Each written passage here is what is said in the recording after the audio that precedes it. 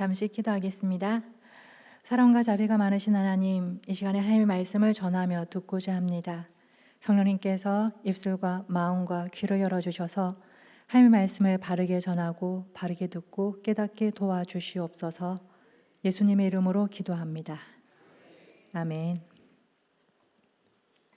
네, 유튜브나 인터넷 뉴스에서 이제 3040 남성으로 이렇게 검색을 해보면 제일 먼저 뜨는 내용이 3040 남성 비만 증가. 3040 남성 절반이 비만. 가장 짜게 먹는 세대. 그리고 이제 패션 여기에 관한 이제 여러 가지 자료들이 이렇게 쭉 정보들을 확인할 수가 있습니다. 이것을 이제 5060 여성으로 이렇게 검색을 해보면 이제 제일 먼저 이런 게 뜨더라고요. 중년 여성을 위한 실패 없는 코디 공식, 중년 여성 자격증, 5060 여성들이 챙겨 먹어야 하는 간식, 영양제 이런 것들이 뜹니다. 자, 그리고 이제 5060 남성으로 검색하면 뭐가 나왔을까요? 사실 이제 오늘 이제 헌신 예배를 드리는 이제 안드레, 야고보, 빌립 우리 남성교회 분들에게 해당되는 5060 남성인데요.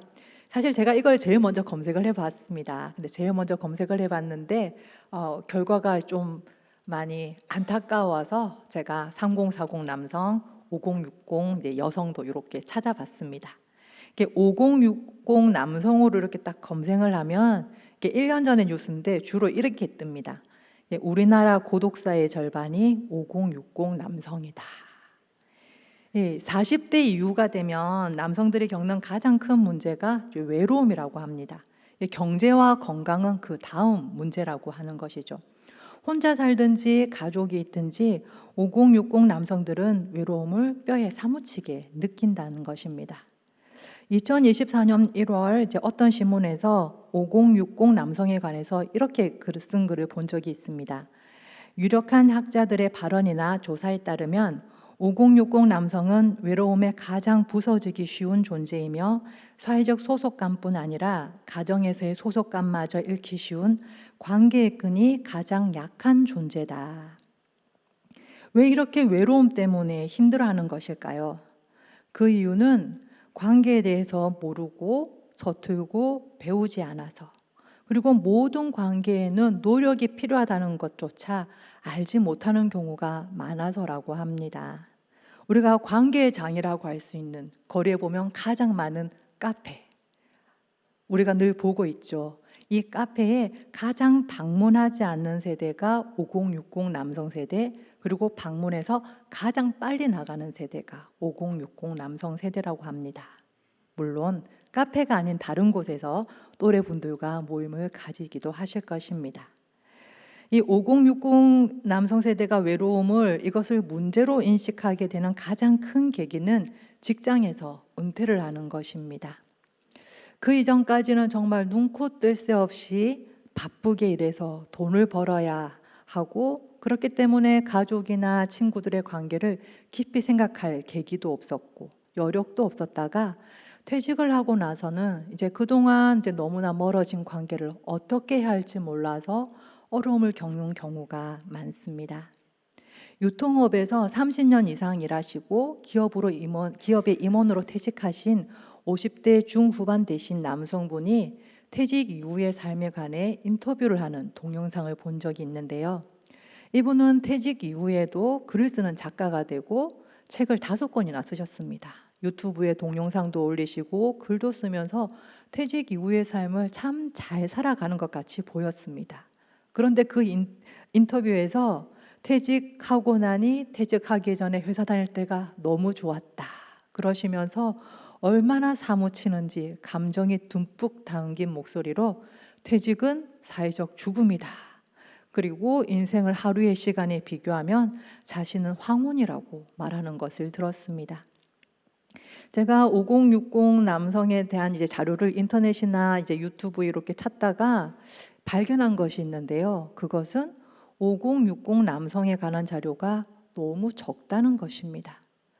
사실 그 어떤 세대보다 열심히 묵묵히 일한 세대인데 왜 이렇게 자료가 없을까 싶다가도 그렇게 아무 말 없이 묵묵히 일하고 이 사회를 지탱해 왔기 때문에 그렇기 때문에 아무런 목소리가 들리지 않는 것이 아닐까라는 생각도 들었습니다.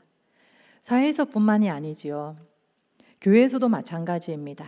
오늘 헌신 예배를 드리는 안드레, 야고보, 빌립 이 회원분들은, 그리고 이 시간에 이 예배 자리에 참석하신 분들은, 그리고 무엇보다 20대, 30대, 40대, 50대 아직 젊고 기력이 있을 때에 제3교회 공동체를 지키고 세워가기 위해서 누구보다 먼저 봉사하고 헌신하고 헌금을 하셨습니다. 묻지도 따지지도 않고 아무도 알아주지 않아도 묵묵히 예배의 자리를 지키고 가정을 지키고 믿음을 지켜오셨습니다. 열심히 최선을 다해서 정말 잘 해오셨습니다. 참 잘하셨습니다. 그러나 사회와 교회에서 그렇게 힘들게 쌓아올린 수고들이 너무나 빨리 변해가는 이 세상에서 그 가치를 제대로 인정받지 못하는 것처럼 보입니다. 기술과 문화는 자고 일어날 때마다 변해가고 나이가 들수록 새로운 기술과 문화를 배우기가 참 쉽지 않습니다.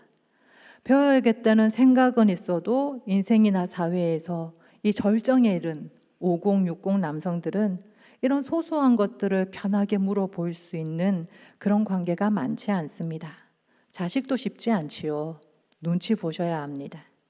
젊은 사람들에게 물어보면 이거 정말 간단하게 배울 수 있을 텐데 싶다가도 그래도 내가 사회적 지위와 체면이 있는데 내가 옛날에는 이런 거 직접 하지 않고 직원들 다 시켰어 라고 하는 과거에 대한 미련과 고집이 마음 한켠에 남아 있어서 정말 다른 세대에게 물어보기가 쉽지 않습니다. 더구나 요즘 젊은 세대는 상대방이 나이가 많다고 존중하고 잘 들어주는 그런 분위기도 아니라 더욱 그렇습니다. 이 50, 60 남성들뿐만 아니라 우리 모두는 나이가 들어갈수록 새로운 지식, 새로운 기술, 새로운 관계에 흥미를 느끼기보다는 부담스러울 경우가 많습니다. 체력도 건강도 기억력도 예전 같지 않지요. 그래서 관계나 지식에서 지금까지 내가 경험했던 것, 내가 잘 알고 있는 곳에 머무르고자 하는 유혹이 있습니다. 괜히 물어봤다가 자존심에 상처 입지 않고 모르는 것을 시도했다가 실수해서 창피당하지 않고자 하는 달콤한 유혹입니다. 특히나 오랜 신앙생활을 하는 동안 하나님과의 관계에서도 더 나아가지 않고 나는 여기까지만 하고 스스로 한계를 정하고 머물고자 하는 유혹이 있습니다. 내가 경험한 신앙, 그리고 내가 알고 있는 신앙 규칙들, 그것만을 꼭 붙들고 더 이상 변하지 않고자 하는 유혹이 있습니다. 그러나 그 유혹에 따라서 지금 모습에서 더 나아가지 않고 그대로 머무르는 것, 무엇보다 하나님과의 관계에서 더 나아가지 않고 지금 이것이 나의 최선이야, 선을 긋고 멈추는 것, 그것을 그렇구나, 어쩔 수 없지, 모두 다 그래 하고 넘겨도 되는 것이 아니라 이것은 사실 굉장히 심각한 문제입니다. 유다의 아사 왕을 기억하실 것입니다. 유다의 아사 왕은 유다를 41년 동안 다스렸고 하나님 보시기에 다윗처럼 정직하게 행했다는 평가를 받은 왕입니다. 아사가 왕에 처음 올랐을 때 유다에서 우상들을 없애버리고 유다 사람들에게 하나님을 찾고 율법을 지키도록 명령을 내렸습니다. 아사 왕의 어머니가 아세라 목상을 만들었을 때 아사 왕은 어머니일지라도 그 태호의 자리를 이렇게 패해버리고 어머니가 만든 우상을 찍어 부셔서 불에 태워버렸을 정도로 오직 하나님만을 섬겼습니다. 구스 사람 세라가 유다를 침략하기 위해서 100만 대군을 거느리고 왔을 때 아사는 군사들 앞에서 하나님께 이렇게 부르짖습니다. 여호와여, 힘이 강한 자와 약한 자 사이에는 주밖에 도와줄 리가 없습니다. 우리 하나님 여호와여, 우리를 도와주소서. 아사는 적의 100만 대군보다 하나님이 더 강하시다. 이 눈에 보이는 100만 대군보다 우리 하나님이 더 강하시고 하나님이 도와주실 것이라는 믿음을 가지고 하나님께 부르짖었고, 하나님은 아사의 기도를 들으시고 구스 사람들을 치셨습니다. 아사 왕과 유다는 큰 승리를 거두고 많은 전리품을 얻었습니다. 그리고 아사가 왕이 된 지 꽤 많은 시간이 지났습니다. 역대하 16장에 의하면 아사 왕 36년에 북이스라엘 왕이었던 바사가 유다를 공격하기 위해 옵니다. 이스라엘과 유다의 경계면에 유다 땅에 속하는 라마라는 곳에 요새를 만들기 시작했습니다. 우리나라를 남유다, 이제 북한을 북이스라엘 이렇게 비교하면 지금 연천 부근에다가 이제 북한이 군사 시설을 만들기 시작한 것입니다.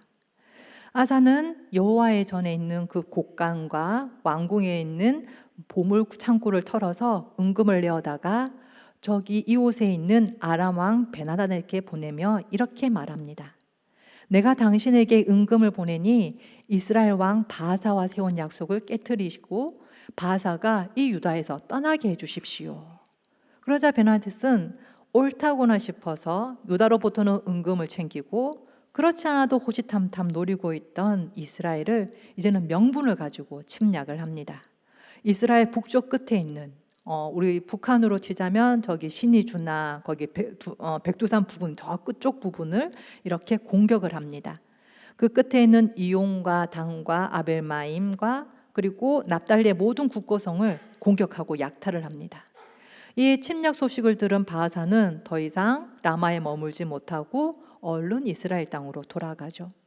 아사 왕은 유다 사람들을 데리고 가서 바하사가 둔 그 건축 자재를 가져다가 미스바와 게바라는 새로운 도시를 건축을 합니다.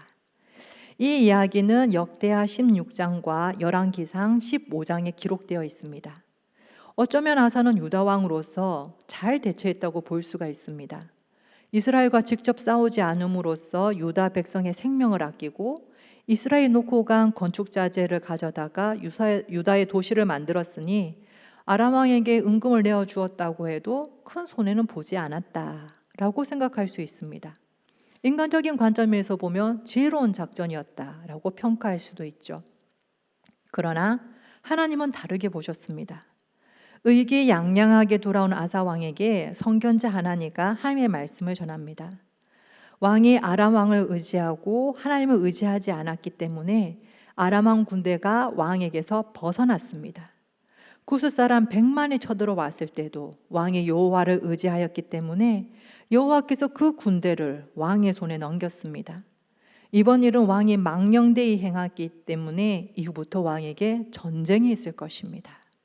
이 말을 들은 아사는 화가 심이 나서 선견자 하나니를 감옥에 가두어 버립니다.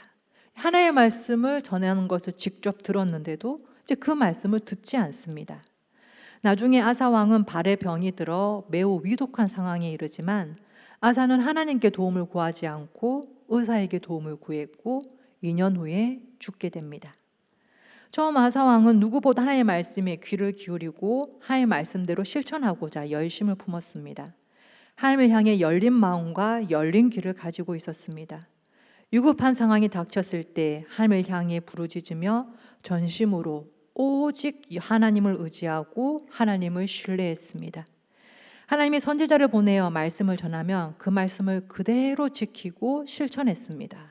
그런데 10년, 20년, 30년의 시간이 지나는 동안 아사는 겉으로는 여전히 하나님께 제사하고 하나님을 섬기는 왕이었지만 하나님을 향해 열려있던 마음과 귀는 닫히고 말았습니다.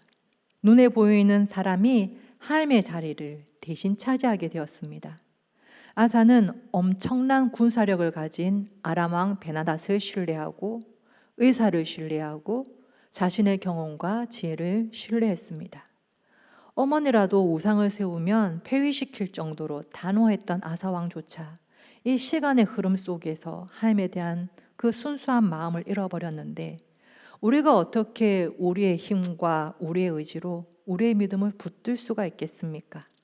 시간이 지날수록 점점 굳어지고 틀린 것을 알아도 고치지 않고자 하는 그런 고집이 내 안에서 생겨나는 것을 어떻게 거스를 수가 있겠습니까?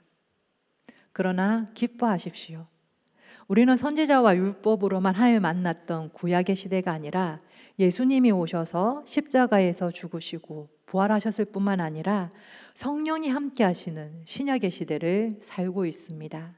우리 오늘 로마서 8장의 말씀을 보았는데요. 로마서 8장 1절과 2절의 말씀을 이 시간 함께 읽어보도록 하겠습니다.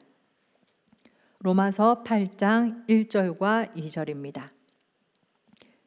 그러므로 이제 그리스도 예수 안에 있는 자에게는 결코 정죄함이 없나니 이는 그리스도 예수 안에 있는 생명의 성령의 법이 죄와 사망의 법에서 너를 해방하였음이라. 더 이상 설명이 필요 없는 말씀입니다. 아멘.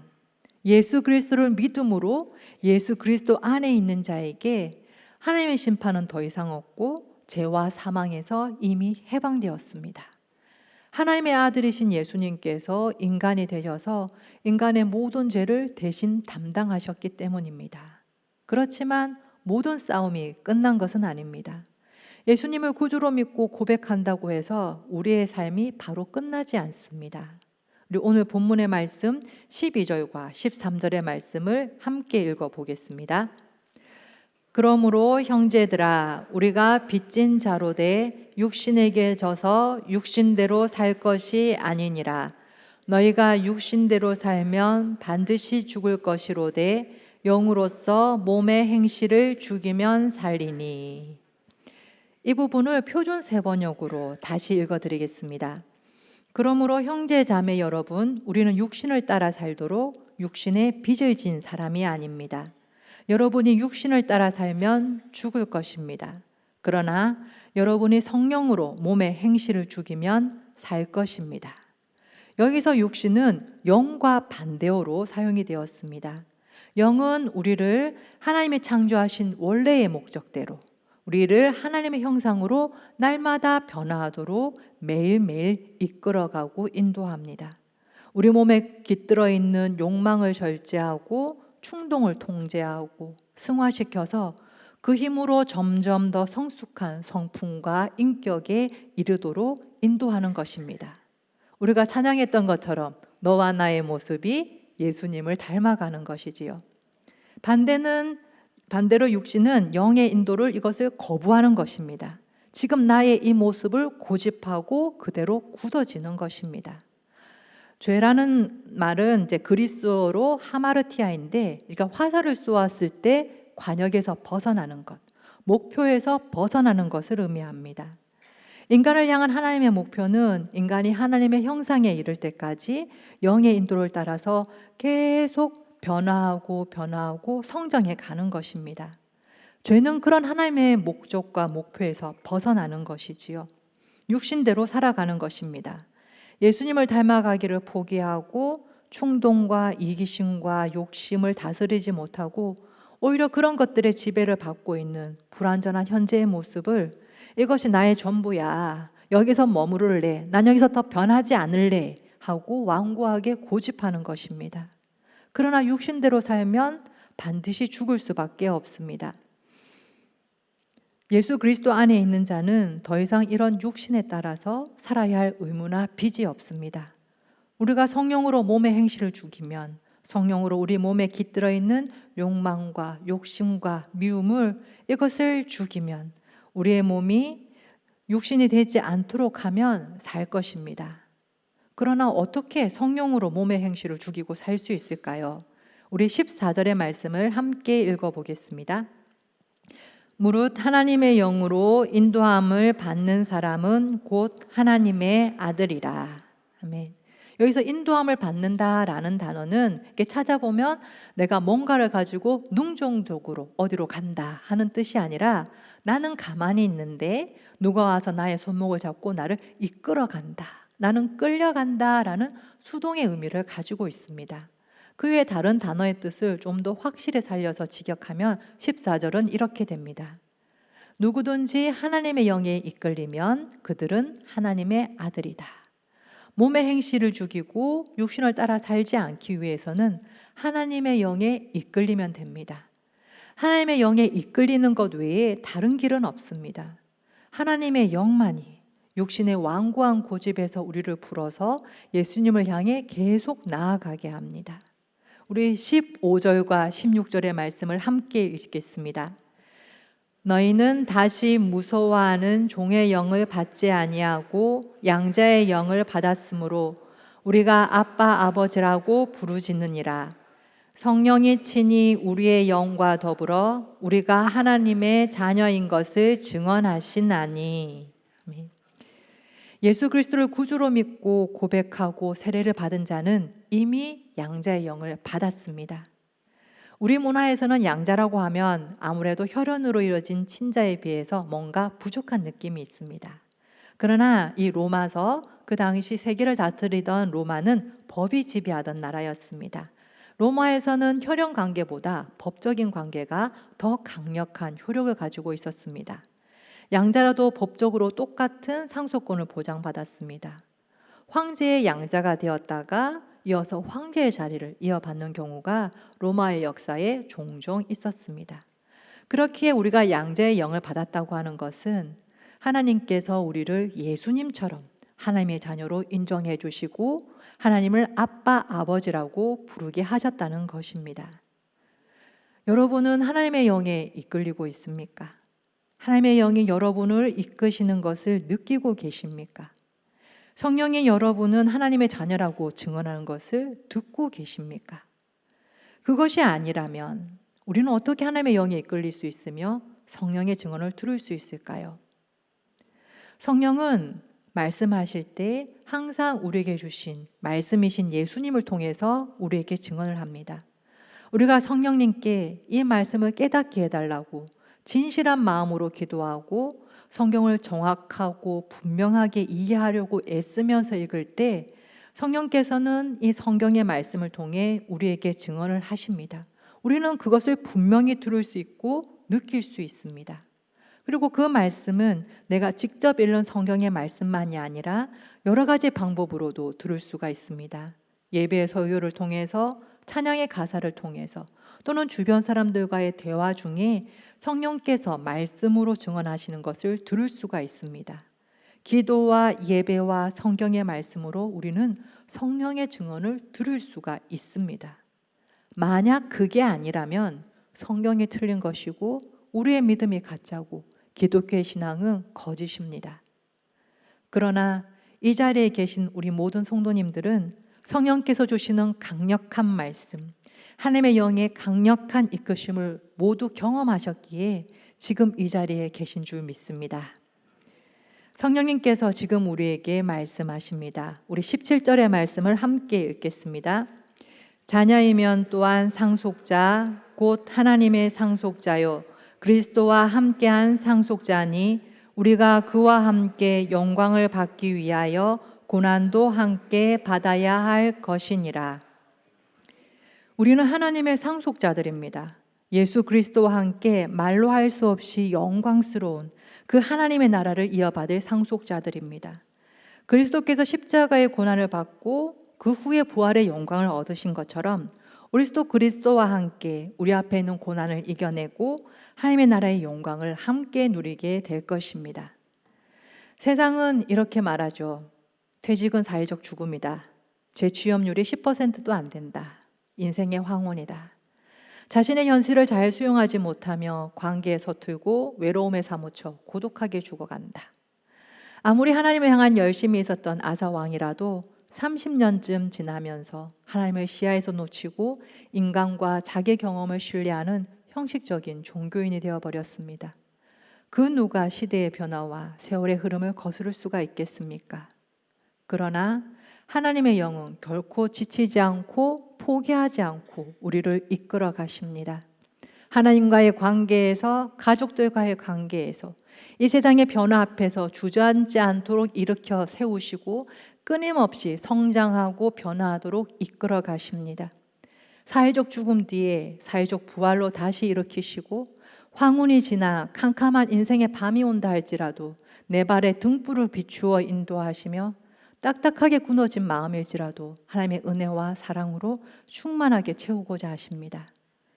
그러므로 안드레, 야고보, 빌립 그리고 우리 모두가 육신에게 져서 육신대로 살 것이 아니라 하나님의 영에 우리 자신을 맡기고 하나님의 영에 이끌리며 하나님을 아빠, 아버지라 부르며 예수 그리스도를 닮아가기를 축복합니다. 기도하겠습니다.